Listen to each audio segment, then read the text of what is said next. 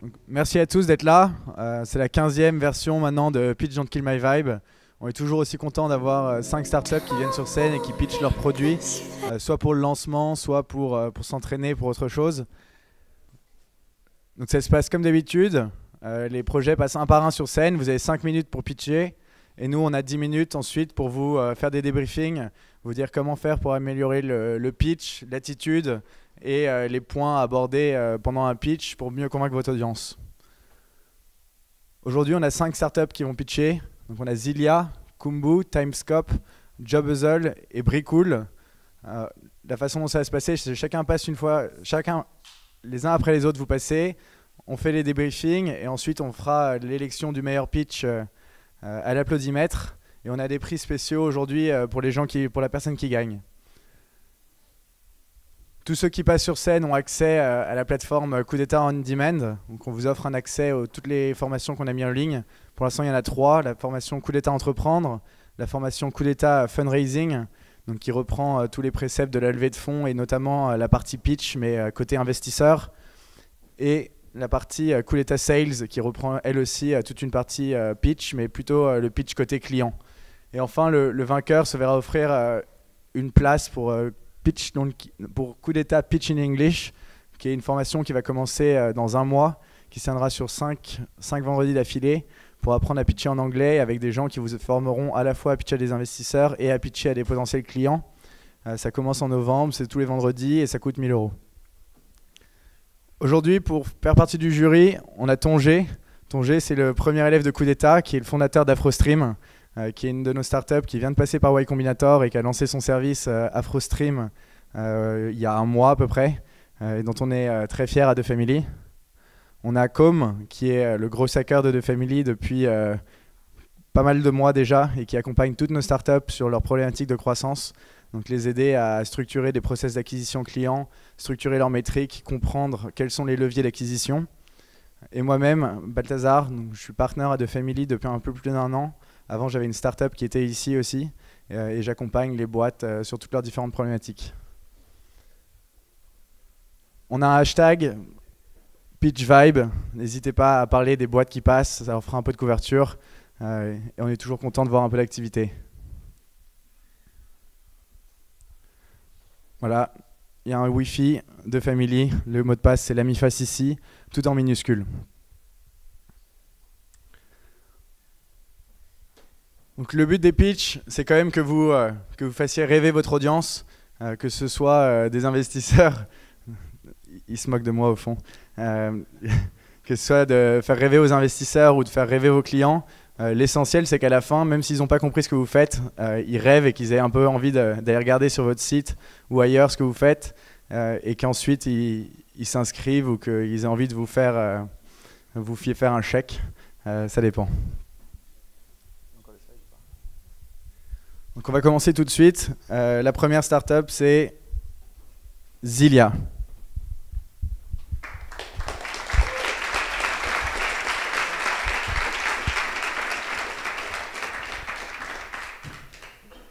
Bonsoir à tous.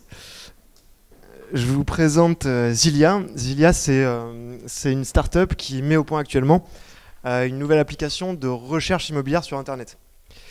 Zilia, c'est né de l'association entre un développeur qui s'appelle Constantin Clausel, qui est CTO de Zilia, et un agent immobilier, c'est moi. Et je m'appelle Charles Delvincourt et je suis CEO de Zilia. En fait, il y a plus d'1 an maintenant, on a commencé à bien observer 2 applications américaines qui s'appellent Zillow et Trulia. Est-ce que quelqu'un connaît dans la salle Zillow et Trulia? Ouais, il y a 2-3 personnes. Voilà, un peu plus. En fait, c'est des applis qui vraiment cartonnent aux États-Unis. C'est un autre marché, mais ils font 300 millions de visiteurs uniques par mois. C'est des applis de recherche immobilière sur Internet. Zillow vient de racheter Trulia, 3 milliards de dollars. Donc voilà, c'est vraiment des sites qui cartonnent là-bas. Et ce qui est sympa avec ces applications-là américaines, c'est que en fait, ça se présente sous forme de carte. C'est-à-dire que vous faites votre recherche immobilière sur une carte et non pas sur une liste, avec des étiquettes de prix comme ça. Et donc vous cliquez sur... donc ça permet aussi de faire une recherche live, c'est-à-dire que vous êtes dans un quartier, vous êtes dans la rue, et ben vous recevez une notif à proximité à chaque fois que vous passez à côté d'un appart qui correspond à vos critères. Donc c'est vraiment très usité. Le CEO de Zillow qui s'appelle Spencer Rascoff, pour lui c'est cet aspect-là qui est important, cet aspect recherche mobile live, parce que il dit when you are out shopping for a home is when you actually want this. Donc voilà, quand on est en position de recherche comme ça, dans la rue, on cherche un appart, c'est maintenant qu'on le veut, c'est maintenant qu'on veut le visiter. Puis après, quand vous cliquez sur une étiquette, pardon, vous arrivez sur ce genre de visuel, forcément, voilà, ça donne une appli vraiment nickel. Et donc, on a commencé à réfléchir à ça, et comme on a benchmarké tout ça, et puis on savait que mon associé Constantin avait le background technique pour réaliser ce genre d'appli au niveau géolocalisation et tout ça. Et donc en avril dernier, on s'est dit, allez, on fait un MeToo de Zillow et Trulia, tout simplement. Et du coup, c'est ce qu'on a commencé à faire. Donc voilà à quoi va ressembler la V1 de Zilia. Déjà, c'est une appli qui fera que de la vente immobilière, que des appartements, et que à Paris et que sur mobile dans un premier temps. Zilia, c'est donc la contraction de Zillow et Trulia, comme ils ont fusionné. Nous, on a fusionné aussi le nom. Donc du coup, ça va ressembler à ça. On retrouve la carte interactive que je vous ai montrée en fait, hein, tout simplement. Et quand on clique sur une étiquette, on arrive dans le quartier. Donc là, on a Place des Vosges, tout ça. Et donc on sait exactement où sont situés les biens à vendre. Et c'est ça le gros atout, puisque l'emplacement, c'est le critère numéro 1 des acheteurs. Donc si vous cliquez sur une étiquette, là, à Bastille, vous arrivez rue de Charenton, et donc vous voyez un appartement. Et vous pouvez contacter donc le vendeur. Par téléphone, par mail ou par chat. Nous, on croit beaucoup au chat, on pense que c'est vraiment le futur de la communication immobilière, voilà, entre acheteurs et vendeurs. Donc on travaille dessus. Vous recevrez des notifs à proximité pour rejoindre la recherche mobile live. Vous êtes dans les Batignolles avec votre ami et vous cherchez un appartement un samedi après-midi. Donc il y aura des notifs. Et du coup, voilà, forcément, ce genre d'appli, ça séduit. On a testé le product market fit de ça, c'est quelque chose qui séduit. On va pas vous dire non, c'est nul. J'aimerais pas que ça arrive en France, forcément. Maintenant, le temps passe vite et on a vraiment rencontré 3 problèmes qui sont technologiques, qui sont relatifs à l'offre, c'est-à-dire il faut pas que la carte soit vide et il faut qu'il y ait des annonces de qualité derrière. Et enfin, un gros problème forcément de marketing. Donc, je vais juste insister un petit peu sur l'offre. En fait, ce qu'on a fait, c'est on fait une marketplace. Donc ce sera gratuit pour tout le monde, professionnel ou particulier, d'ajouter son annonce sur Zilia. Comme ce sera gratuit de la télécharger, gratuit de consulter les annonces. C'est les choix qu'on a fait. Hop. Je vais accélérer un petit peu. Donc sur l'offre, effectivement, on s'est concentré. On a commencé à créer une landing qui s'appelle Zia.fr. On a converti des gens, alors que l'appli n'est pas sortie. On convertit des gens, ils ajoutent leurs annonces. Donc ça marche plutôt bien de ce côté-là. Et puis derrière, on est en train de travailler sur toute la relation qu'on aura avec nos utilisateurs, qui est vraiment extrêmement importante pour nous, et c'est la voie vers notre business model en fait. Voilà, il me reste juste 10 secondes pour remercier The Family pour l'invitation, et puis merci à tous pour votre attention.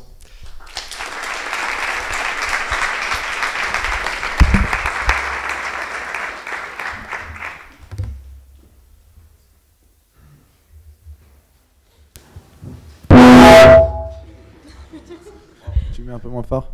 Super. Moi, pendant 2 minutes, j'ai l'impression que tu étais un représentant commercial de Zillow. Quand tu pitches ta boîte, pitch ta boîte. C'est pas parce que Zillow est fort aux États-Unis que tu dois parler de Zillow autant. Fais-nous d'abord, parle de ton produit, et puis à la fin, si tu dois dire, et puis ce modèle, il a été prouvé ailleurs. Il y a Zillow et Trulia qui sont devenus, qui sont pas devenus ta boîte du coup, qui valent 3 milliards. C'est un truc de cred à la fin. Mais au début, tu commences par parler de toi, tu commences à parler de ton produit. Moi, ça me gêne de me dire que tu le fais comme ça, même si effectivement c'est une source d'idées, c'est de prendre ce qui existe aux États-Unis et le copier. Il y a une autre façon où tu ne nous fais pas rêver, c'est que tu dis, j'ai vu ça, mon associé il avait les compétences techniques pour refaire ça, donc on va faire ça. On a l'impression que c'est juste une opportunité et que ce n'est pas un problème auquel tu tiens. Toi, tu es agent immobilier, tu galères, ou tu galères pas, j'espère que tu galères pas trop. Mais tu as vécu le problème, tu as vécu des gens qui venaient et qui ne savaient pas comment trouver, qui trouvaient que les offres étaient dégueu. Donc fais-nous ressentir ce truc, c'est personnel, c'est toi qui as vécu ce problème. Comme tu as vécu ce problème, tu as regardé ce qui existait, tu as vu Zillow, tu t'es dit pourquoi Zillow ça marche, tu t'es rendu compte que c'était incroyable, et tu as trouvé quelqu'un, vous êtes mis à deux, vous avez sorti un produit, et ça va être cool, quoi. Genre, fais-nous ressentir que c'est un vrai problème, que toi tu as ressenti, et les gens ont envie de croire que toi, dans 5 ans, tu vas encore te battre pour que les gens puissent acheter des appartements de la façon la plus agréable et la plus simple possible. Ils n'ont pas envie de se dire, le mec, il a vu un truc aux États-Unis, il va essayer de le répliquer, et puis on verra ce que ça donne, quoi. Sur la façon, sur les mots que tu utilises, tu dis, on va commencer par, on va essayer de, genre, soit motivé, soit déterminé. Tu dis, on a fait ci, on a fait ça, on a réussi à trouver des apparts, nos apparts ils sont cool, c'est les seuls qui sont sur le marché parce qu'on a réussi à avoir des exclusivités avec des agences. Enfin, donne envie à tout le monde d'aller sur ton site tout à l'heure et de regarder ce qui existe autour de Marais, même s'ils n'ont pas envie d'acheter, juste par curiosité, pour aller voir ton site et aller voir les offres. C'est ça que tu dois vouloir faire transmettre à tout le monde. Et sinon, les slides sont belles et tu présentes super bien. Mais... ouais, un peu comme Balthazar, effectivement, beaucoup trop de temps sur Zillow, etc. On s'en fout. En fait, ta démonstration sur pourquoi est-ce que mon produit est bien, il tient en 2 screens. Tu nous mets un screenshot de ce loger, un screenshot de ton produit, et tout le monde a compris. Je sais pas, enfin, qui a cherché un appart sur ce loger un jour dans sa vie ici? Tu vois, voilà. Qui a été satisfait? Ouais, putain, il y a moins de monde. Hein. T'as été satisfait, toi? Ouais, bon. Alors je sais pas, c'est peut-être une manière très spécifique de chercher son appart. Je pense qu'il y en a plein qui cherchent par quartier, par rue même, de là où ils ont envie d'habiter. Donc pour moi, ça fait sens. Et je suis dans ce cas-là, donc je suis en plein dans ta cible et je comprends très bien ton problème. Mais t'as pas besoin de nous faire en fait une présentation aussi longue, alors que c'est assez évident. Et alors, la deuxième question, c'est est-ce que tu as lancé ou pas? Enfin, Non. Ok, d'accord. Non, parce qu'en fait, on aurait voilà, c'est le jour où tu auras lancé, tu pourras venir avec voilà, j'ai telle courbe d'adoption, etc. Ouais. Ok pour ça. Mais et alors dernière chose, tu t'as dit que tu veux faire une marketplace. Ouais. C'est-à-dire que pour l'instant, tu cherches à avoir des offres de propriétaires qui viennent sur ton site, c'est ça? Ouais. T'as une manière beaucoup plus simple. Le problème d'une marketplace, c'est que tu dois amorcer 2 côtés en même temps. C'est que tu dois amorcer le côté acheteur, le côté vendeur. Il y a un moyen très simple, c'est que tu fakes un des côtés à la main. Et donc en fait, je pense que tu pourrais même à l'extrême aller chercher des annonces sur Le Bon Coin ou sur Se Loger, contacter tous les propriétaires, tu te descends toutes les annonces en 2 jours, genre dans le Marais, et tu te lances que dans le Marais pour commencer. Tu as toutes les annonces du Marais, il ne doit pas y en avoir tant que ça en fait. Avant, tu en fais 100, ça te prend 2 jours, voilà, c'est terminé. Tu les mets toutes sur ton site et tu n'as plus de problème d'offre. Et après, du coup, tu peux commencer à acquérir la demande, tu peux valider ton hypothèse et tu peux scaler de marché en marché comme ça. Parce que si tu commences à dire aux propriétaires, vous allez mettre votre bien sur un site qui n'existe pas, c'est difficile si tu veux en termes de... Voilà. Mais je pense que tu auras intérêt à juste faker un côté et y aller à fond. Ok. Bonjour. Bonjour. Ils ont quasiment tout dit, donc je vais essayer de dire des choses pertinentes. Pour toi, c'était un pitch quoi? Un pitch utilisateur, un pitch investisseur, un pitch à tes potes? Et ça va me permettre de te conseiller. Donc c'était plus quoi? Ouais, c'était un pitch utilisateur, ouais. Ok. Pour un pitch utilisateur, je pense que tu aurais dû plus parler de tes features, de ce qui leur simplifie la vie. Tu as passé, comme ils l'ont dit, beaucoup de temps sur des choses qui étaient finalement pas très utiles pour mettre en valeur ton projet. Quand tu défends ton idée, tu n'as jamais envie de passer pour un copieur. Donc je crois que les 3 premières minutes c'était ça, je me dis ah putain il a copié un truc, il a copié un truc, et la conclusion c'est qu'il a copié un truc, tu vois. Et je pense que tu peux utiliser ce temps-là pour mettre en valeur votre complémentarité avec ton cofondateur, parler de passion comme on dit les autres. Ensuite, j'ai très peu regardé tes slides pour voir ce que toi tu dégageais, et la plupart du temps tu tournais le dos à ton public, donc à tes utilisateurs potentiels. C'est très dur de convaincre des gens quand tu leur montres ton dos. Essaye de faire moins de slides et de les connaître un peu plus par cœur pour les regarder dans les yeux et arriver à leur faire une vente. Ensuite, imaginons que c'était un pitch pour les investisseurs. Tu n'as jamais parlé d'argent. Je ne sais pas quelle est la taille du marché. Moi, je ne connais rien à l'immobilier. Je ne sais pas si c'est grand ou si c'est petit. Je ne sais pas s'il y a beaucoup de monde sur le marché, s'il y a vraiment une opportunité. Et donc, là, tel quel, je n'ai pas envie de te donner d'argent. Et je pense que le but, c'est ça. Le but, c'est que les gens sortent d'ici en laissant une petite pièce de plusieurs milliers d'euros pour toi. Et en fait, c'est ce qui m'a un peu perturbé. C'est que j'ai mis peut-être 4 minutes sur 5 à comprendre ce que tu faisais de particulier, de différent, et est-ce qu'il y avait une vraie opportunité. Lorsque j'ai appris à pitcher, nos pitchs n'étaient que de 2 minutes 30. En 2 minutes 30, tu commences par déjà une tagline très précise sur ce que tu fais. Ensuite, c'est la taille du marché. Ensuite, c'est en quoi tu es plus fort que les autres. Et tu perds pas de temps à dire ton nom. En fait, tout le monde s'en fout. Qui a retenu son nom? Personne. Donc tout ça, tu retires toutes les phrases, tous les mots qui servent à rien, que les gens ne vont pas retenir de toute façon, tu les skips. Et tu vas à l'essentiel. Et là, tu arrives à convaincre les gens. Merci pour vos conseils. Dans le cas d'un pitch investisseur, quand tu copies un business model, donc ok, ils savent que ça marche aux US, et si tu veux les convaincre, il faut que tu leur fasses convaincre, tu leur dises pourquoi tu as compris les spécificités du marché parisien, quoi. Parce que ça marche pas comme là-bas, et eux, ils ont envie de comprendre ça. Et ensuite, comme tu n'as pas lancé, et tu parles devant une audience, demande-leur ce que tu veux.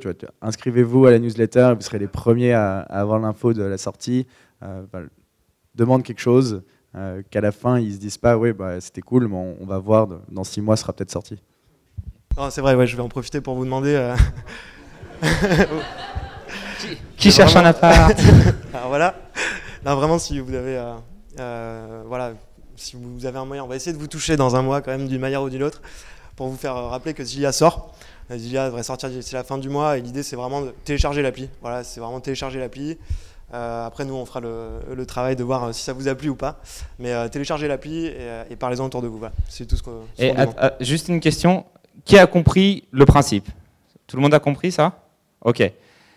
Qui cherche un appart? Bientôt ou dans quelques mois? Ok, bon. Est-ce que vous utilisez... Ouais, non, pas grand monde. Est-ce que vous utiliseriez son appli, concrètement?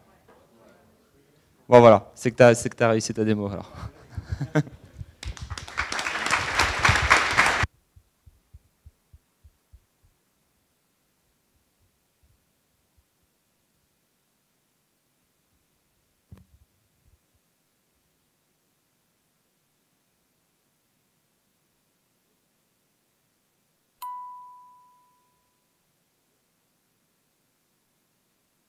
Pardon.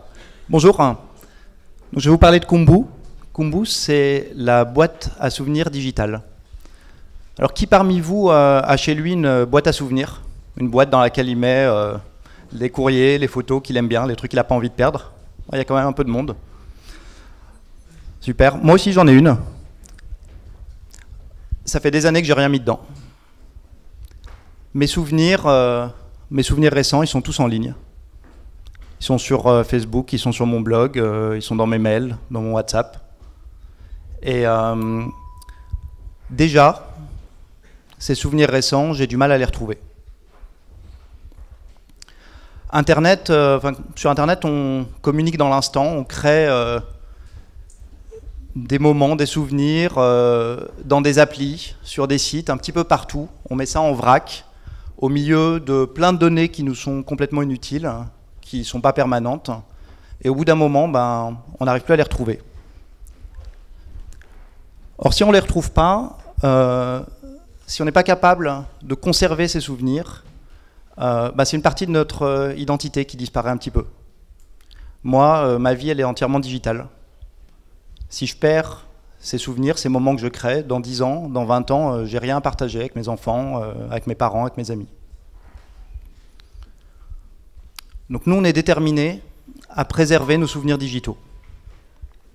Kumbu, c'est la boîte à souvenirs pour l'ère digitale.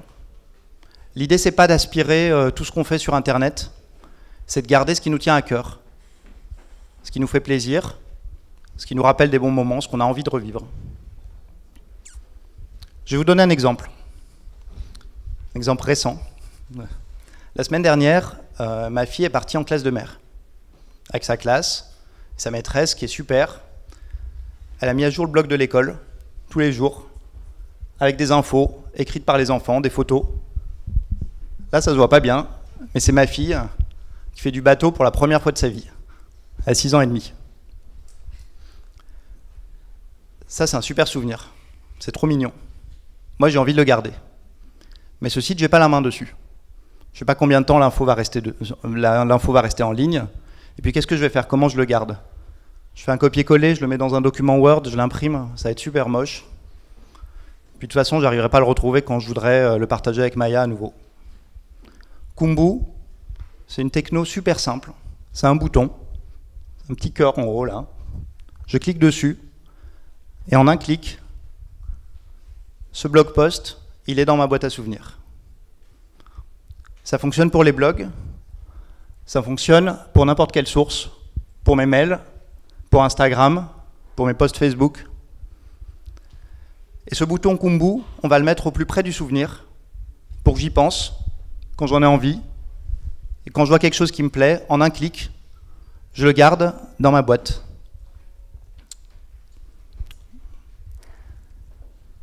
Ça me permet d'agréger des contenus qui viennent de plein de sources et de créer des beaux objets digitaux où j'ai tous les souvenirs, quelles que soient leurs sources, qui sont au même endroit. Alors on ne garde pas que le texte, on garde les images, on garde les commentaires et on garde le look and feel du site d'origine. Donc on essaie vraiment de garder un snapshot de ce souvenir tel qu'il était et au plus près de sa nature digitale d'origine. Ces collections, ces souvenirs, je peux les organiser dans des collections et revenir les voir quand je le souhaite. Kumbu, aujourd'hui on est 4, on a une super équipe et on utilise chacun Kumbu de façon différente, que ce soit les développeurs, Diane et Bart, qui gardent leurs souvenirs dedans, Arnaud, qui est au marketing et qui nous aide à pas rester entre geeks et à écouter les humains, et moi, qui ai une longue expérience dans l'archivage et qui essaye de bâtir des systèmes qui sont robustes, viables et pérennes. Et pour Kumbu, on a l'intention de s'inscrire dans la durée. On a démarré Kumbu par nos propres moyens. Aujourd'hui, on a envie de le faire grandir. L'opportunité, elle est à l'échelle d'Internet, mais on est sur un système émergent. On fait partie des pionniers, on n'est pas les seuls, mais il n'y a pas grand monde encore. Et nous, on a choisi d'aborder le marché communauté par communauté. On commence avec les voyageurs, les jeunes parents, et puis on progresse comme ça. C'est en expliquant, c'est par l'usage qu'on montre la valeur de Kumbu. Et c'est comme ça qu'on veut conquérir le monde. Alors, on va lancer la bêta privée. C'est une des raisons pour lesquelles on est là ce soir. Si ce que je viens de vous raconter vous intéresse, vous allez sur getkumbu.com, vous remplissez notre sondage, vous vous inscrivez et l'appli va être dispo sous peu de temps. Et puis on est dans la salle, Arnaud et Diane sont juste là, venez nous parler après. On adore discuter de ces sujets-là, de la mémoire digitale, de comment on conserve son identité. Et on est ravis d'en discuter avec vous si vous le souhaitez.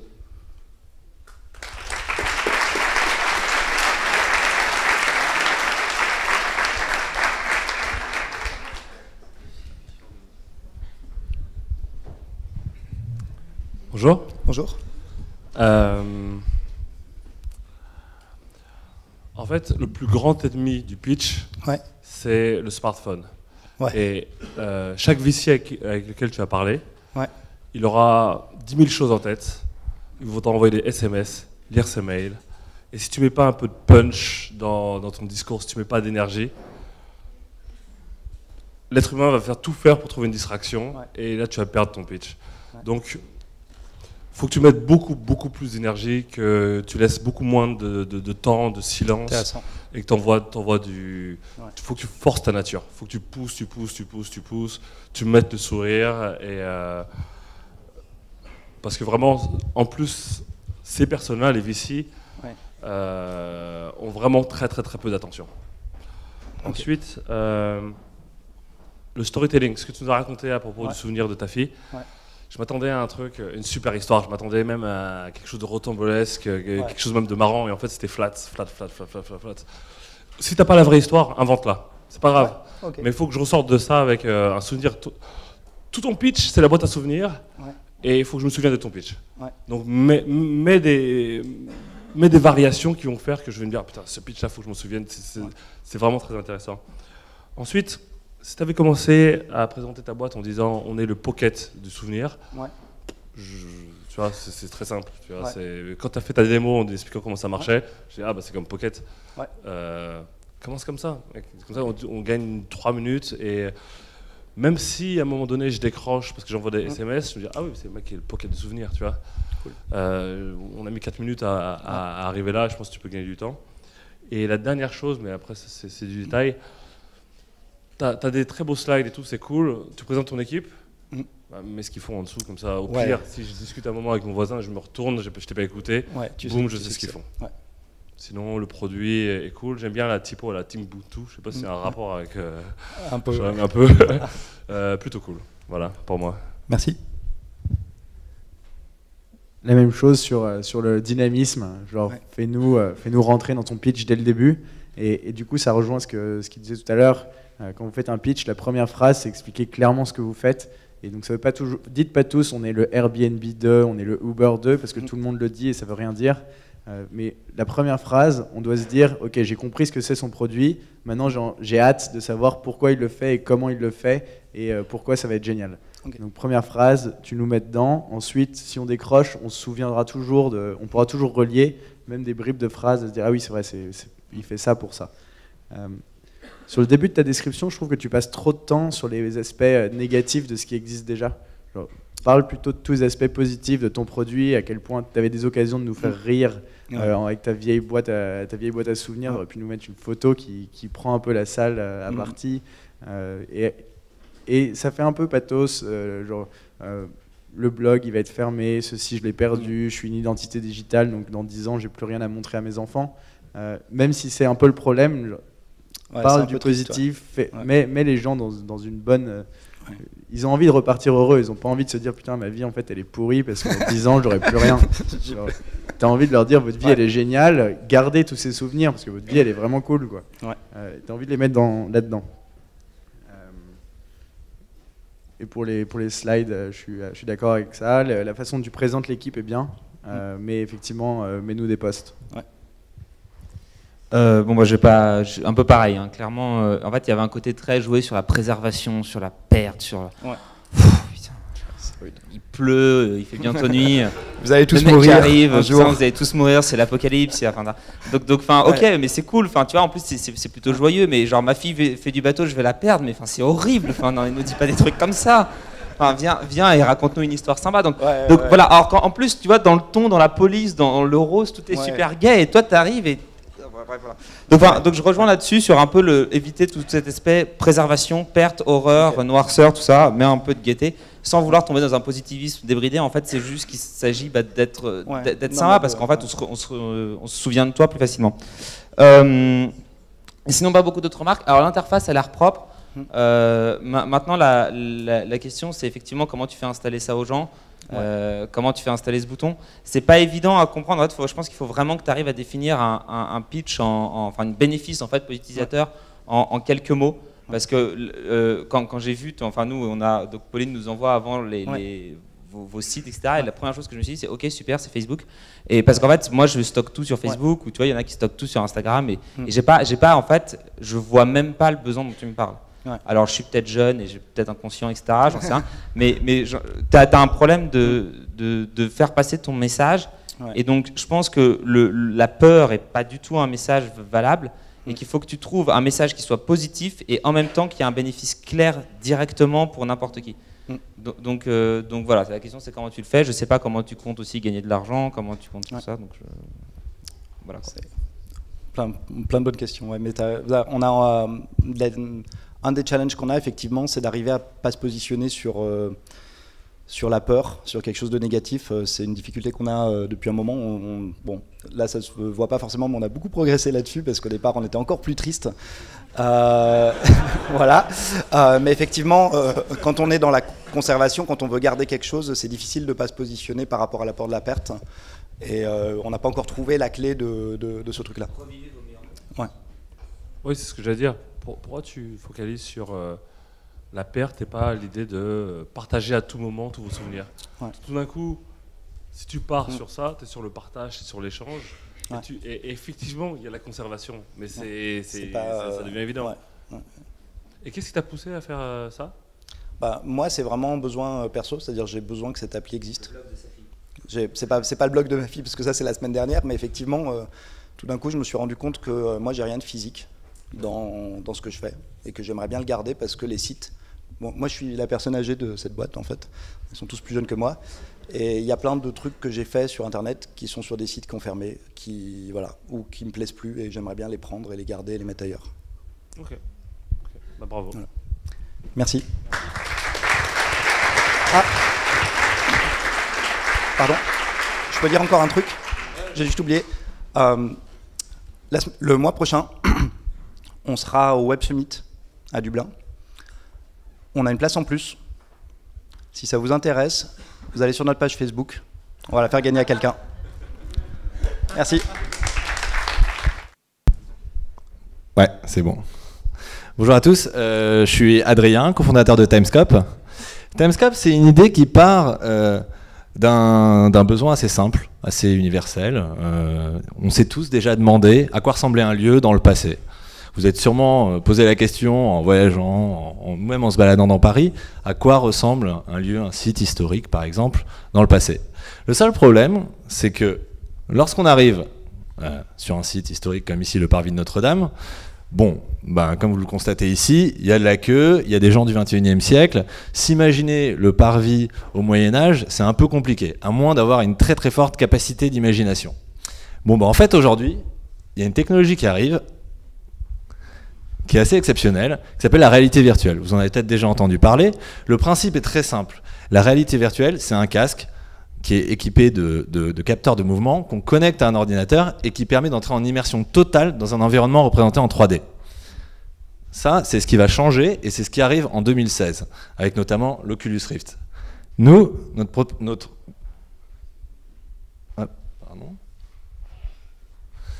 Nous, ce qu'on a développé, c'est Timescope. Timescope, c'est le premier objet urbain équipé de réalité virtuelle. Comme vous pouvez le constater, donc Timescope, c'est une borne avec à l'intérieur du boîtier un casque de réalité virtuelle. Comment est-ce que ça fonctionne très concrètement? Donc ça a été conçu pour une utilisation en libre service. L'utilisateur, il arrive, il va sélectionner l'époque de son choix, il ajuste à la taille le boîtier, et il entame une expérience d'immersion où il a la capacité de regarder vers le bas, vers le haut et de faire 360 degrés. Donc les points sur lesquels on met l'accent, sans rentrer dans le détail, c'est que c'est un outil qui va rester à la pointe. On a un boîtier qui est modulaire, qui permet de conserver le meilleur casque de réalité virtuelle dans le temps, c'est-à-dire qu'on pourra le mettre à jour. C'est bien sûr robuste et anti-intempéries. Et puis enfin, c'est plug and play. On est autonome électriquement parlant, c'est-à-dire qu'on arrive sur un site, on livre le site, on s'installe et on assure la maintenance. En termes de contenu, Timescope, c'est une expérience d'immersion. C'est une expérience d'immersion. Comme ici, ici vous pouvez visualiser, c'est la Bastille qu'on a faite, c'est la place de la Bastille depuis l'opéra actuel, en 1415, c'est ce que vous auriez vu en 1415. Donc en fait, ce qu'on voit à l'intérieur, c'est l'environnement depuis lequel vous vous situez X années en arrière. Donc comment est-ce qu'on fait pour faire un truc aussi joli? On s'appuie sur des archives historiques qu'on synthétise et ensuite on les transmet à notre graphiste qui modélise le site dans un souci de vérité historique et dans un souci esthétique et photoréaliste très fort. La promesse, c'est le voyage dans le temps, l'expérience in situ de voyage dans le temps. Oups, je passe un peu vite. En termes de marché, on a un marché, on se concentre au démarrage sur un marché prioritaire qui sont les rues et les places historiques. Parce que c'est naturel pour nous, c'est le marché organique de Timescope. Et à Paris, c'est un super terrain de jeu. Sur 5000 rues dans Paris, on a à peu près 50% qui contiennent des éléments de rappel à l'histoire. Des panneaux histoire, des plaques commémoratives, des sites, des monuments historiques. Donc ça s'incarne parfaitement pour Timescope. L'équipe, alors on est 2 cofondateurs avec respectivement des backgrounds histoire, sciences politiques et business, conseil et marketing, et on a rassemblé une équipe créative et technique qui est capable de réaliser ce projet et qui est franchement excellente. Un designer industriel que vous pouvez voir ici, Pierre, qui réalise la borne, qui a pensé l'expérience utilisateur, un ingénieur mécanique qui nous permet de passer à la phase d'industrialisation qui n'apparaît pas sur cette slide, mais qui est très bien, Guillaume, et puis un graphiste 3D passionné par le 3D, passionné par le photoréalisme. Où est-ce qu'on en est? On a une maquette aujourd'hui que que vous pouvez tester chez Usinio. Vous êtes les bienvenus si ça vous intéresse. Usinio, c'est un Fab Lab qui se trouve dans le 13e, dans lequel on bosse. On a des fournisseurs qui sont identifiés et on a des pistes commerciales qui sont bien avancées avec Paris, Bruxelles et Aéroport de Paris. Maintenant, notre next step, il est très simple. L'idée, c'est de livrer début 2016. Donc, on est 100% focus sur le fait de faire un produit fini qui soit irréprochable et qu'on puisse dupliquer après sur un grand nombre de sites. Donc rendez-vous début 2016 si vous voulez nous suivre. Timescope.co. N'hésitez pas à vous inscrire ou à venir nous voir. On sera ravis de discuter avec vous. Merci.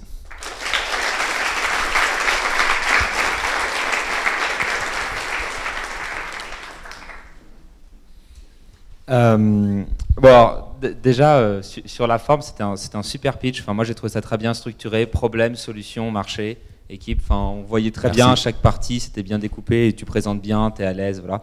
Tu regardes peut-être un peu trop les slides, et bon, voilà, mais c'est pas. Ouais, c'est à cause du clicker, donc je sais qu'il y a pas de. Enfin, c'était vraiment sur la forme, c'était vraiment cool. Sur le fond, bah, c'est pareil. Si vous arrivez vraiment à faire une expérience et des graphismes puissants, bah, j'ai hâte de voir ça. J'ai adoré le robuste et parisien, c'est-à-dire que c'est même plus made in France, quoi, c'est made in Paris, tu vois. Ouais, c'est vrai. non, mais. Et Île-de-France. Mais voilà, elle a l'air, enfin, elle est jolie, elle a. Enfin, en fait, on a vraiment hâte de tester le produit. Je trouve que pour ça, c'était un bon exemple de pitch. Je sais pas. Du coup, tu vends en collectivité en fait, directement. Alors, en fait, je suis passé très rapidement concernant l'offre. En fait, on a un business model où on ne vend pas aux collectivités. On arrive, on s'installe et en fait, on facture à l'utilisateur comme les pièces final, que tu mets exactement dans les... comme les longues vues. Et après, il y a certains sites qui nous disent ouais, mais nous, en fait, on veut l'offrir à nos visiteurs. Et du coup, là, on fait un système de location, auprès du site. Mais le business model prioritaire, c'est du paiement à l'acte. Ok, d'accord. Utilisateur final. Ouais. Qui paierait pour ça?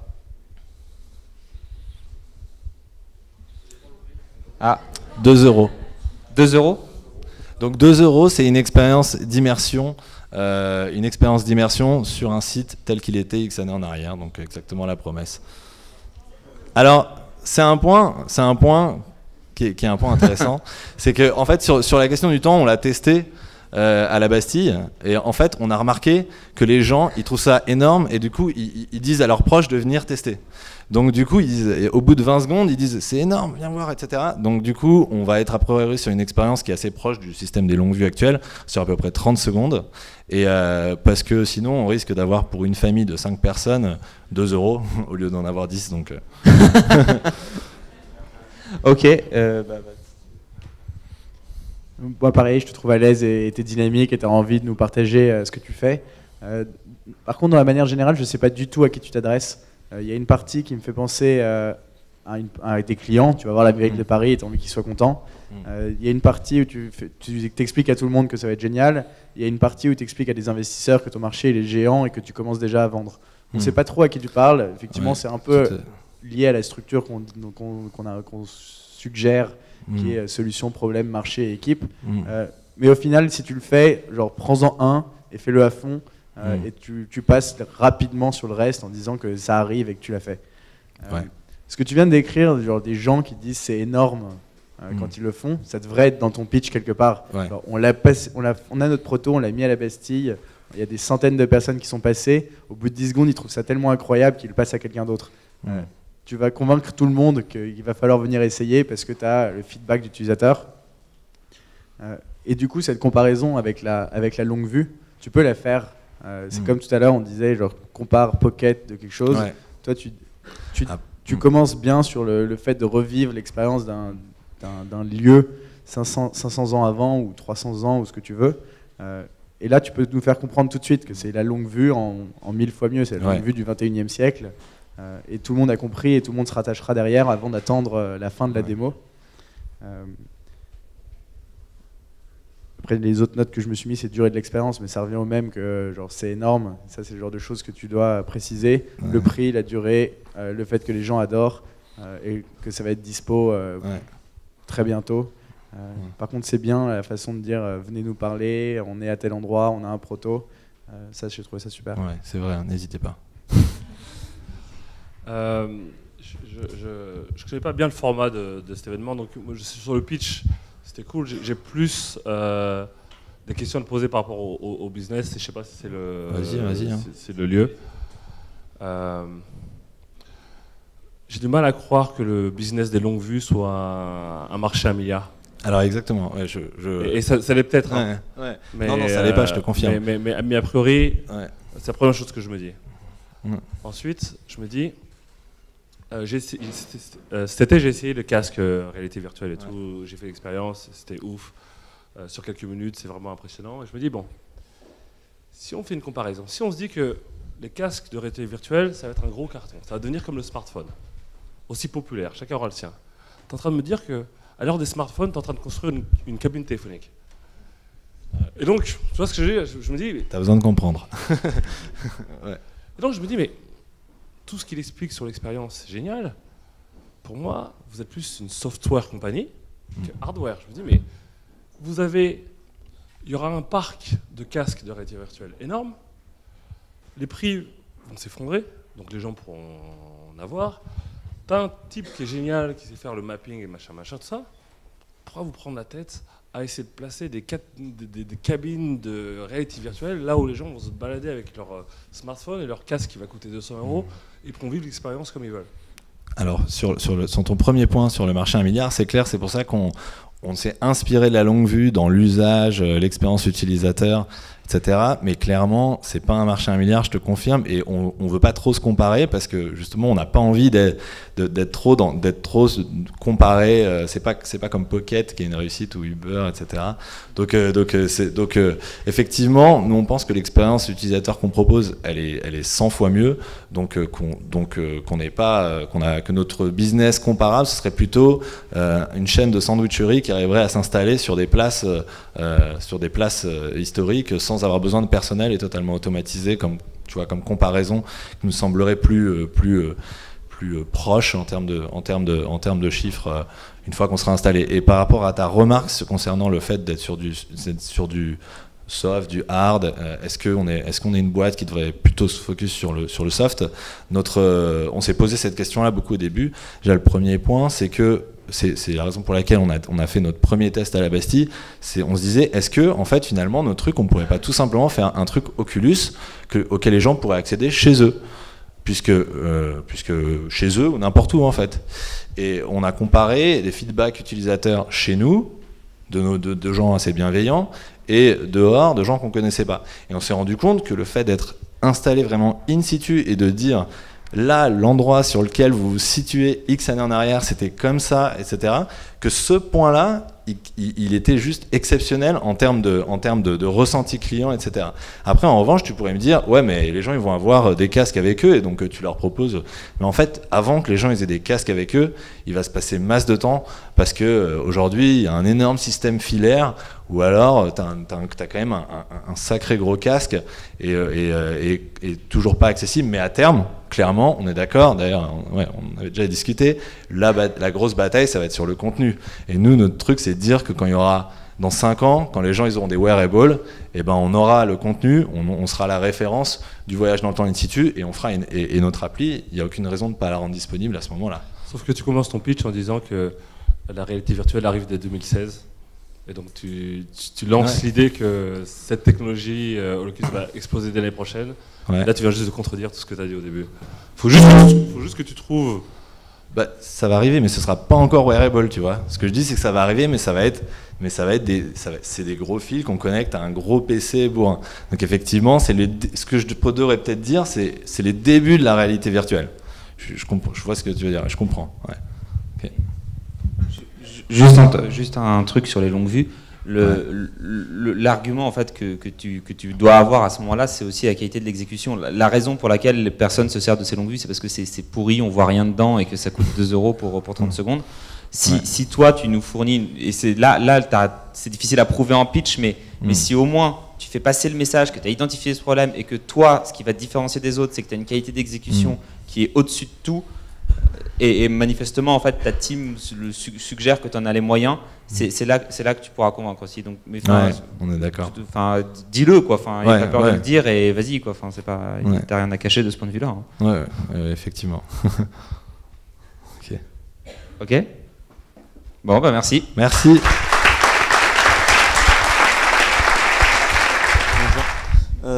Tout d'abord, je tenais à remercier un peu tout le monde qui a pitché ce soir, parce que ça va me permettre de pas trop définir mon marché, étant donné que c'est le recrutement des développeurs par la compétence.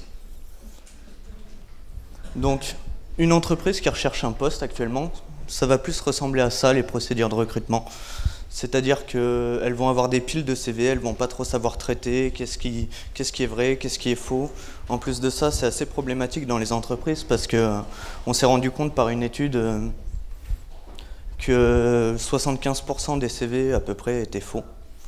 Donc il y a de faux diplômes, de fausses périodes d'activité, de fausses responsabilités pour seulement 25% des CV qui s'avéreraient vrais. Notre objectif à nous, ce serait de changer le CV classique au format textuel et passer par un CV au format numérique.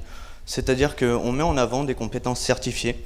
Donc dans un premier temps, on s'adresserait au métier du développement parce que les développeurs sont curieux, ils avancent et ils travaillent constamment. Pour ça, on est 4 étudiants à l'initiative du projet, étudiants de 42. 42, en fait, va nous offrir directement les niveaux des étudiants, à condition que l'étudiant ait accepté, bien sûr, d'être sur notre site internet. Mais le but, ce serait de montrer aux entreprises des compétences certifiées par une école. Et par la suite, ce serait créer nos propres tests, proposer une entreprise qui dépose un filtre. Qu'est-ce qu'un filtre? Un filtre, en fait, c'est une offre d'emploi de ce type-là. C'est-à-dire qu'une entreprise va dire, bah, moi j'ai besoin d'un webmaster. Mon webmaster, il faut qu'il connaisse le web, il faut qu'il connaisse les serveurs Unix, il faut qu'il connaisse le network, l'administration, la data ou n'importe quoi. Et elle va définir une range de combien elle est prête à payer pour un profil. Et à partir de ce moment-là, automatiquement, on va sortir tous les profils qui correspondent à l'offre. Et voilà. Ensuite, on a des actions de notification. Donc, étant donné que l'étudiant va faire sa scolarité, pendant qu'il va faire sa scolarité, les entreprises pourront suivre les étudiants. Donc, elle va déposer une offre, elle va dire par exemple, moi je veux un niveau minimum en web qui soit niveau 6. Automatiquement, quand l'étudiant rentre dans ces critères minimum, c'est le lien d'éligibilité qui se crée. Donc le lien d'éligibilité, c'est que l'étudiant va apparaître dans la timeline de l'offre de l'entreprise. Ensuite, l'étudiant pourra consulter l'offre de l'entreprise. Dans ce cas-là, ce sera le lien de vue. L'upskill, c'est simplement un étudiant qui rend des projets, il est déjà éligible à vos filtres. Donc je ne sais pas s'il y a des entrepreneurs dans la salle, des personnes qui aimeraient entreprendre, et notamment dans le secteur digital, numérique. Et ensuite, on a un algorithme qui va définir un top par rapport à une offre. C'est-à-dire qu'on va prendre un peu toutes les compétences de l'étudiant, les compétences que l'entreprise recherche. On va essayer de mettre en avant un maximum d'informations pour définir que l'étudiant correspond à la philosophie de l'entreprise. Et ensuite, il y a le lien de favoris. Là, on a rencontré des recruteurs, en fait. Et les recruteurs nous ont dit, nous, la plus-value, c'est nous qui la faisons. C'est-à-dire que c'est parce qu'on va sélectionner un profil que ça va être intéressant pour une entreprise de le prendre. C'est nous qui créons notre plus-value. Et dans ce cas-là, automatiquement, l'entreprise pourra ordonner au sein de son filtre, sélectionner des profils sur une durée de 3 semaines, admettons, pour, au bout des 3 semaines, retourner dans sa liste de favoris et sortir automatiquement les profils qui lui correspondent. Ensuite, il y a le lien de match. Le lien de match va permettre de commencer une procédure de recrutement. Donc il n'y a que à la suite, c'est un match bidirectionnel, c'est-à-dire que l'étudiant doit matcher l'entreprise et l'entreprise doit matcher l'étudiant pour que la procédure de recrutement commence. Le tout, ce serait de le rendre dans une timeline en fait. Comme ça, les entreprises n'ont plus à se prendre la tête avec de la paperasse, avec tout et n'importe quoi. Automatiquement, elles ont un support numérique pour leur CV. Ensuite, on a différentes représentations. Si jamais une entreprise cherche un profil à multiples compétences, l'objectif, ce serait de lui permettre, par les actions de notification, de rechercher à l'intérieur de tous ces filtres par rapport à son lien de favoris, son lien de match ou autre. Le tout dans une application simple, pardon. La technologie qu'on a développée, c'est une API en real time, tout simplement. On est capable de builder sur mobile, sur tablette, sur desktop application et en browser, navigateur, on est capable de le démontrer. Merci.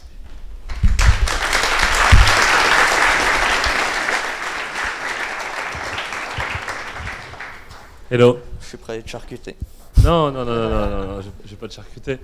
Déjà, n'hésite pas, si t'es pas à l'aise sur scène, n'hésite pas à prendre ton temps, à même l'évoquer, mais toi c'est cool, les gens sont plutôt bienveillants, donc tu peux vraiment prendre ton temps. Est-ce que tu peux reprendre tes slides? On va les regarder ensemble. Le tout premier. En général, tout est clair. Sur le premier, quand même, il y a AfroStream aujourd'hui. Je sais pas, t'aurais pu faire un effort quand même. Bah, le but, c'était vraiment de représenter quelque chose d'un peu anarchique. Vous savez, j'ai une petite anecdote. T'as une amie noire aussi? Ah, non, pardon. Donc montre de la diversité, montre que grâce à ton service, les gens vont pouvoir chercher des profils qu'ils n'ont pas l'habitude de chercher. Là...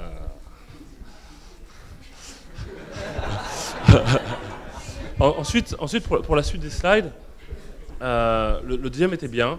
Le deuxième sur le nombre impressionnant de faux CV, c'est vraiment quelque chose qui est là. C'est ce que j'ai retenu en fait de ton pitch. J'ai retenu que les 3/4 des CV étaient faux et que finalement, grâce à ton service, on peut aller détecter des talents plus compétents qui d'habitude ne passent pas forcément les filtres des autres recruteurs. Sauf que pour ces 2 idées, entre-temps, tu es passé par tous les features et franchement, j'en ai écouté un, après j'ai abandonné. Je me suis dit, et la plupart des gens sont comme ça. Toi-même, c'est comme ça. Si je fais le même speech là pendant 5 minutes, tu vas prendre l'idée générale et le reste, tu vas pas écouter. Et on est tous pareils. Et donc, si tu réduis le nombre de mots, tu réduis le nombre d'idées, les gens ont tendance à plus les retenir. Tu peux encore avancer sur... Voilà, après tu es entré trop peut-être dans le détail dans les slides suivants. Bon, ça marche pas là, on laisse tomber. Mais toi t'es entré vraiment beaucoup dans le détail et t'es peut-être entré un peu trop dans le détail. Pour nous, en tout cas pour moi, peut-être, je sais pas pour l'audience, mais pour moi. Et à un moment, on s'ennuie un peu, puisque tu n'as pas d'histoire particulière à raconter. Tu n'as pas du tout parlé du marché. Donc je ne savais pas encore si c'était un pitch utilisateur, plus un pitch investisseur. Et faut vraiment choisir dès le départ, parce que je ne connais pas la taille de l'opportunité. Bah, aujourd'hui, le marché du développement, je crois que c'est 100 000 postes à pourvoir. Faut parler en argent en fait. Faut. Parce qu'on parle beaucoup d'utilisateurs, on parle beaucoup de... En fait... 26 millions. Ouais, si tu peux parler de taille du marché en millions, en milliards d'euros, et combien tu vends chaque profil, et toute la partie argent, ça fait plus sens, et je t'assure que pour un investisseur, si tu mets ça au début, il va t'écouter. D'accord. Bah, je vais y répondre tout de suite. En fait, une entreprise, on a regardé des entreprises d'environ 50 salariés. Le recrutement leur coûte entre 4 000 et 8 000 euros par développeur. Avec une solution comme celle-ci, on pourrait tomber aux alentours de 500 euros par développeur. Tu vois, ça vend quelque chose, tu vois. Je suis développeur, désolé. Ça, c'est ce que j'allais dire moi. Quand tu fais ton pitch, on sent que tu es développeur et pas recruteur. Toi, tu nous expliques toutes les features, à quel point c'est cool. Il y a un truc avec sysadmin, des filtres. Tu as tout ton langage. Tu as un algo, un filtre, un rating, un suivi sur le long terme, des notifications, des liaisons. Tu as tout ton langage qui ne parle pas à tout le monde. Ça te parle parce que tu es développeur. Il y a une partie des gens qui sont développeurs ici, mais pas tout le monde. Donc ça, Alice, elle utilise toujours cette métaphore. Elle dit quand tu vends une voiture, tu n'expliques pas qu'il y a 4 pistons dans le moteur. Tu dis que ça permet d'aller de A à B en allant à 130 km/h et que ça coûte pas cher. C'est ça que tu veux faire passer comme message et pas expliquer exactement tous tes filtres. Tous tes filtres, tu peux dire, moi le but de ma solution c'est de recruter des gens pour des devs pour 500 euros, faire sortir des profils qui correspondent pas exactement à ce que vous avez l'habitude de trouver parce qu'il y a tous ces trucs qui sont faux, etc. Et grâce à ça, on a un algo, on a un moteur et il marche. Et ça suffit. Tu dis que ça marche, les gens vont te croire. Au moins, ils vont aller sur ton site pour vérifier. Et puis, ils vont peut-être être déçus si ça marche pas, mais au moins, ils seront venus regarder, quoi. Et ton seul but, c'est que les gens, ils viennent, qu'ils essayent. S'ils trouvent un profil, ils vont payer, ils seront ravis, ils vont trouver un deuxième.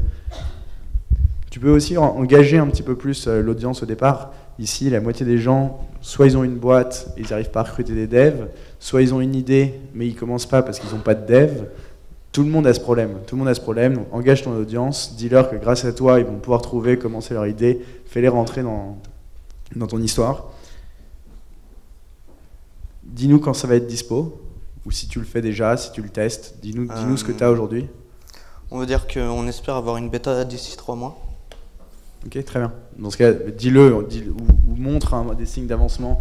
On l'a fait sur 500 élèves de 42 avec accès à je ne sais quoi et on arrive à faire sortir des profils qui sont... Montre-nous un peu d'avancement. Je vais juste rajouter un truc avant de te laisser la parole. Il y a un truc que je fais toujours quand je pitch et quand mes amis pitch, c'est même dans un pitch utilisateur, j'essaie de demander aux gens, ok, vous avez aimé son pitch, tout le monde va lever la main et dire oui, est-ce que vous mettrez de l'argent dans ma boîte? Et là c'est différent. Et en fait, ce que j'ai essayé de faire avec ma boîte, mais ce que font d'autres gens, c'est quand tu as des utilisateurs qui viennent et qui te demandent s'ils peuvent investir dans ta boîte, tu sais que tu as fait un bon boulot. Et c'est pour ça que même dans un pitch utilisateur, j'essaierai de rajouter des notions de marché, de revenus, des choses comme ça.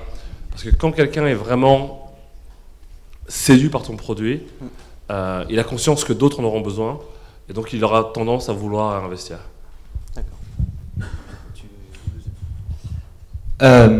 Ouais, alors je suis d'accord en fait, sur le côté syndrome du dev. En plus, le truc, c'est que j'ai l'impression que ton application a une terminologie un peu spécifique. Et toi, c'est vrai que tu nous balances ça comme ça et tu nous énumères toute ta nomenclature. Et du coup, on est là, je sais plus ce que c'est qu'un filtre, une vue, un truc. Enfin, tu as trop de définitions en fait. Tout ça, à la rigueur, on s'en fout. Je regardais ton application, je pense que tu as intérêt à le virer aussi de ton application, à trouver des termes simples que tout le monde peut comprendre. Pas que des techs. Donc tu as un petit côté tech, effectivement, où il y a un petit défaut. Et puis, en fait, il y a un côté... en fait, tu commences ton pitch en disant les CV sont souvent faux. Donc nous, ce qu'on va faire, c'est certifier les CV. Tu vois, il y a un petit côté gestapo.com sur le truc.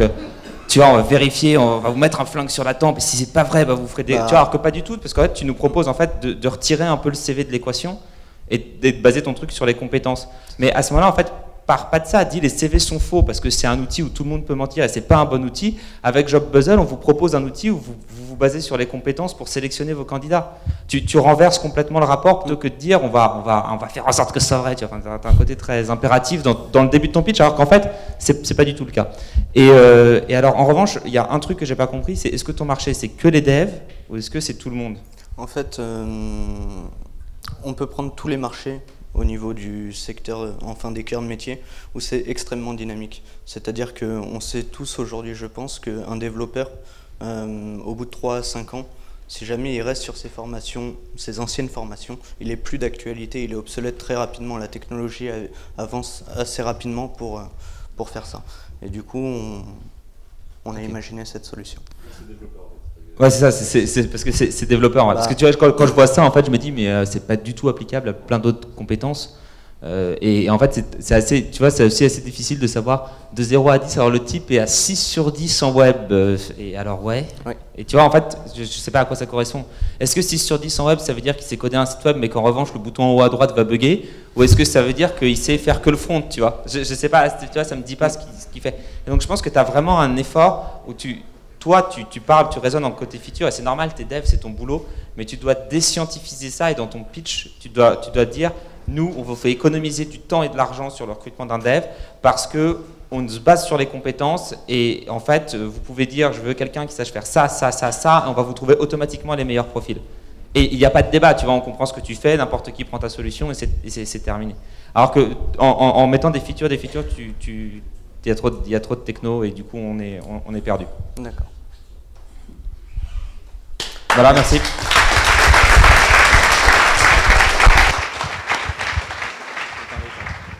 Bonsoir à tous, enfin des filles. Moi c'est Émilie, elle c'est Candice, et ce soir on va donc vous parler de bricoule, et surtout de bricolage. Alors je vais désamorcer parce qu'on nous fait la blague à chaque fois, c'est pas parce qu'on est des filles qu'on va vous parler de bricolage qu'on va faire les bricole girls. C'est pas du tout ça. On va vous parler du bricolage plus ou moins sérieusement. En tout cas, on va vous parler du bricolage à la bricoule. parce que je pense pas me tromper en disant globalement qu'à part si on est un peu des aficionados du do-it-yourself et de la déco, globalement, le bricolage, c'est un sujet épidermique. Soit on sait pas faire, donc là c'est le néant, soit on n'a pas les outils, soit on n'a pas le temps, ou soit juste on n'en a rien à faire.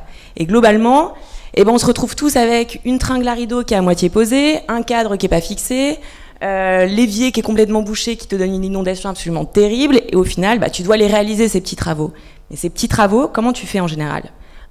Soit tu passes par tes proches, donc ton super pote qui bricole très très bien, ou ton oncle Jean-Michel qui est vraiment l'as des petits travaux.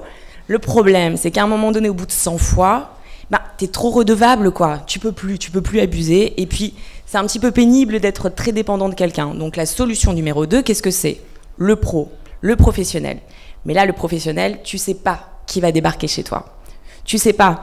Et surtout, tu sais pas quelle est la prestation qu'il va te vendre. Tu sais pas s'il va se tromper sur son diagnostic. Tu sais pas quel devis il va te sortir.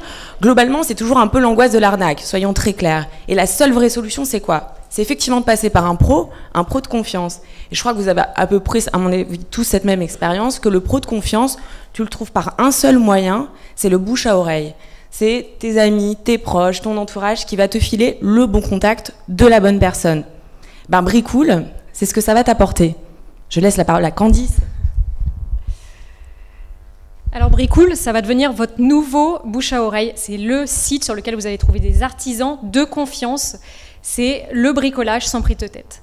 Le bricolage sans prise de tête, ça veut dire quoi ? Ça veut dire que sur le site, vous trouvez des prestations que vous comprenez. On ne vous parle pas en termes super techniques, et on vous parle en termes de vous pouvez changer votre joint de douche, poser votre tringle à rideau, ou encore faire monter votre meuble.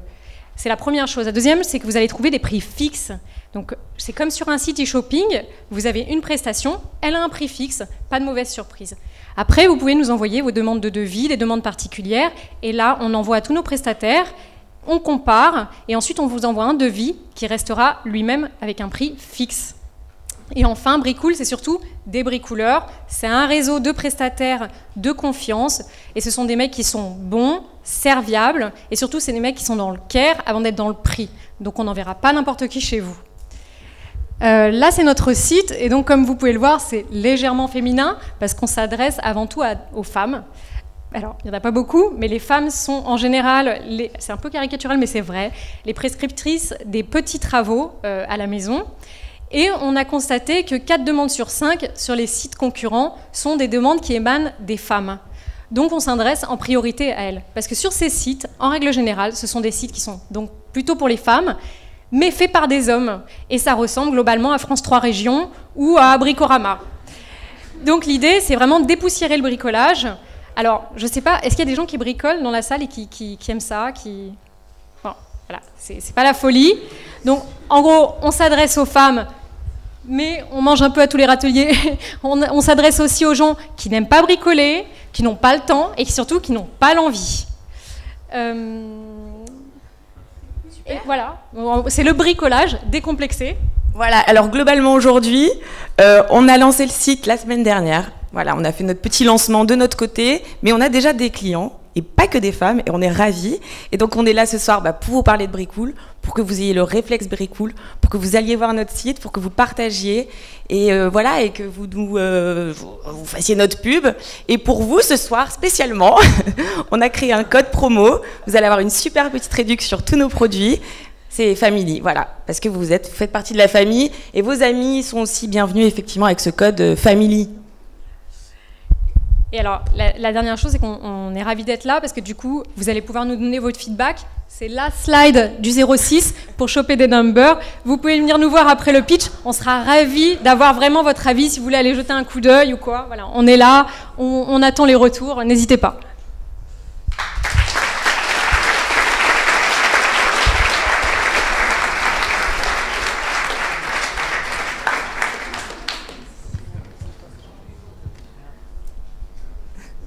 Bonjour. Salut. Salut.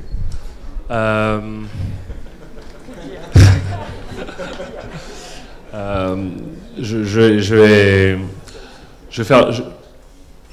En fait, c'était cool.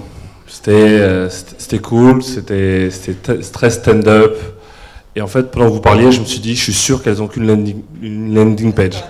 Je me suis dit, et j'espère que non, mais c'est l'impression que ça donnait. C'est l'impression que ça donnait. À un moment, vous parliez de devis, de prix, et je voyais rien de concret derrière dans les images. Je me suis dit, c'est bien dommage, parce que ça donne l'impression que c'est juste un effet d'annonce.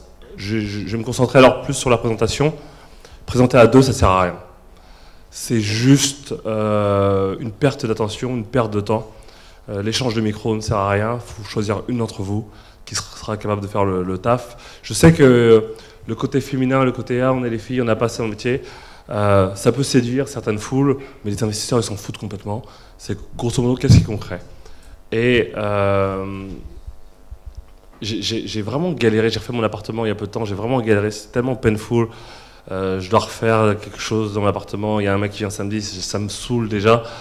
Le marché est tellement gros que toute cette cool attitude, machin, tout ça, elle habille un peu, mais elle est même pas nécessaire. Vous avez un super marché.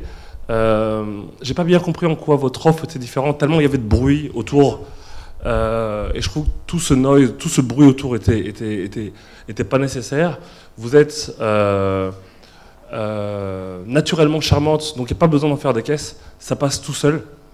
Mais le problème, il y a eu trop de bruit pour que je comprenne qu'est-ce que vous apportiez de toutes ces offres par lesquelles je suis passé et j'ai cherché, donc je connais aussi bien le marché. Et il y a eu trop de bruit pour que ça ressorte. Et je trouve ça dommage. Voilà. Donc effectivement, vous êtes dynamique, sympathique, on a envie de vous écouter, mais vous ne faites pas ressortir ces 3 idées hyper importantes de votre service. C'est efficace, c'est pas cher, et vous avez la confiance. C'est les 3 choses qu'on a envie de retenir à la fin, qu'on retient autant que, enfin plutôt moins que le fait que vous étiez 2, etc., et que vous parliez, que vous faisiez des blagues. Ce qui est bien, parce que tu accroches ton audience, mais tu dois l'orienter autour de points concrets, qui sont donc tes valeurs, les valeurs de ton service, et nous montrer effectivement genre un screenshot ou un prix ou quelque chose, ou la tête d'un bricoleur à un moment, pas seulement ta home, parce qu'effectivement quand tu montes juste ta home, on se dit bah il n'y a qu'une home, et même si c'est pas grave, tu pourrais le dire, dans ce cas j'ai qu'une home, il y a un numéro de téléphone, tu m'appelles, je t'envoie quelqu'un. Ça me va, tant que le service est là et qu'on s'en souvient. Pour revenir sur ce qu'il disait de pitcher à 2, ça se fait vraiment jamais. Même si vous allez vendre seul. Si vous allez pitcher seul. Parce qu'une relation de confiance, ça se crée d'une personne à une personne. Quand tu vas partir, le mec, s'il doit recontacter quelqu'un, il ne saura pas laquelle des deux il recontacte. Et il ne créera jamais une relation personnelle et il ne fera jamais complètement confiance à une personne. Donc dans tous les cas, vous y allez seul et ensuite l'investisseur ou le client, il va demander à voir le reste de l'équipe et là vous y allez. Il y a toujours un référent. Ensuite, à un moment, tu demandes qui aime le bricolage et tu dis c'est pas génial, mais profites-en, tu as 10 personnes qui sont là, recrute-les, quoi. Devenez des bricoleurs, allez aider d'autres gens. Mais ça, c'est vraiment un détail. Et si jamais vous pitchez à 2, finissez surtout pas par échanger le micro 5 fois. Ça, c'est le moment où ça nous perd vraiment complètement. Ouais, et puis pareil, c'est vrai que la slide de fin avec, du coup, on ne sait pas qui appeler, on ne sait pas pourquoi est-ce qu'elle vient à l'après la dernière slide. Il y a un problème de voilà quoi. Je suis d'accord avec le fait que la forme était très sympathique, mais encore une fois, vous n'avez pas besoin. Le problème, il est évident. Je veux dire, ça fait chier tout le monde de bricoler, à part les 10 fous là qui adorent faire ça le dimanche. Enfin, moi, j'ai 2 croix au-dessus de mon bureau, je devais percer des trous, ça doit faire à peu près 1 an et demi, et je les ai jamais fait. Enfin bon, voilà. Donc ça, j'ai pas de. C'est assez évident de ce point de vue. Et alors, Candice, tu as fait coup d'état ghost hacking et tu sais ce que c'est que le bénéfice. Et en fait, ton bénéfice, on le voit même pas là-dedans. Le bénéfice, c'est la simplicité et c'est la qualité. Et il faut juste, mais dis-le nous, quoi. Tu fais une slide simplicité, une slide qualité, tu mets les deux sur la même slide, mais juste ces 2 mots-là, on comprend tout de suite. Il n'y a pas de débat. Et donc, en fait, le truc, c'est que je suis d'accord que c'était tellement habillé, c'était tellement noyé, tu nous l'as peut-être dit, mais je l'ai même pas noté, en fait. Et donc, je sais pas lequel. Ouais, non, on n'a pas écrit, elle l'a dit, ouais, elle a fait. Et en fait, t'as appuyé là-dessus, mais t'as peut-être pas écrit. On l'a pas écrit. C'est très cool, quoi. Mais je veux dire, on retient le mot cool alors qu'on devrait retenir simplicité, qualité. Ouais. Et en plus, c'est cool. Mais la coolitude du truc, c'est un byproduct de votre solution. Donc voilà. Mais à part ça, j'ai pas spécialement de remarques à part sur cette forme. Et ce qui est bien aussi, c'est que pour le coup, on sait vraiment à qui vous adressez. Vous adressez là, vous adressez à un utilisateur et vous avez envie que les gens viennent utiliser votre service. Au moins là-dessus, c'est clair. Et ça, c'est bien. Merci beaucoup. Merci, merci. Restez là. Tous ceux qui ont pitché, venez sur scène. On va voir qui gagne à l'applaudimètre. Attends, on va se lever.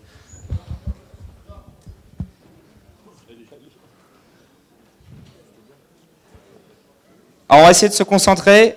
On va mesurer ça à l'applaudimètre, une mesure hyper scientifique. Donc vous applaudissez le plus fort possible pour la boîte que vous avez préférée, ok? Zilia. Et tes potes là-bas.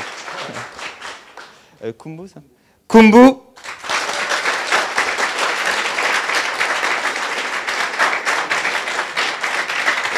C'est pas la durée, hein, c'est le volume. Timescope.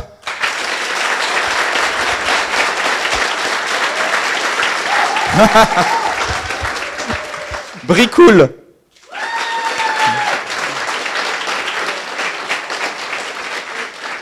Et Job Puzzle. Je crois que c'était assez clair pour Timescope, je crois. Ouais. Ouais, cool, bravo.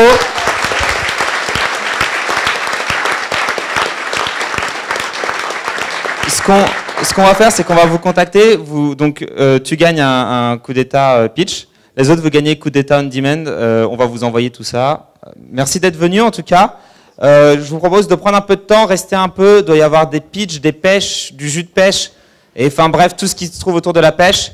Restez un peu, discutez entre vous, discutez avec les fondateurs aussi. Ils pourront sûrement, vous avez sûrement plein de choses à raconter. Merci d'être venu, en tout cas. Et puis, il y a aussi tous les gens de l'équipe, d'ailleurs, qui ont ces petits badges là, donc qui doivent traîner un peu dans les escaliers autour.